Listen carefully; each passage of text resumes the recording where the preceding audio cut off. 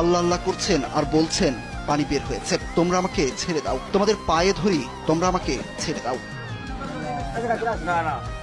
সামাজিক যোগাযোগ মাধ্যমে ছড়িয়ে পড়া একটি ভিডিওতে এভাবেই কাকুতি মিনতি করে বাঁচতে চেয়েছিলেন বৃদ্ধ বিল্লাল গাজী। ছড়িয়ে পড়া ওই ভিডিওতে তাকে আরো বলতে শোনা যায়, আমাকে ছেড়ে দাও, আমি ফজরের নামাজ পড়ব, আমাকে তোমরা আর মেরো না, মসজিদে দিয়ে দাও। ৮৩ বছর বয়সী মানসিক প্রতিবন্ধী বিল্লাল গাজীর এই আহাজারি মৃত্যুর আগে কেউ শোনেনি। বয়সের ভারে নুয়ে পড়া এই প্রতিবন্ধী বয়োবৃদ্ধের প্রতি কোনো দয়া করেনি কিছু উচ্ছৃঙ্খল মানুষজন। চোর সন্দেহে নির্মমভাবে পিটিয়ে হত্যা করা হয়েছে তাকে। শরীরে অনেক আঘাতের চিহ্ন রয়েছে, নাক মুখ ছিল রক্তাক্ত। এলাকাবাসী বলছেন এই বৃদ্ধ মানুষটি বিভিন্ন এলাকায় ঘুরে ঘুরে কেউ 2 মুঠো খেতে দিলে তা খেয়ে বাঁচতেন, কিন্তু তিনি কোনোভাবেই চুরি করার মতো অবস্থায় ছিলেন না। তাকে যারা পিটিয়ে হত্যা করেছে তাদের শাস্তি চান তারা।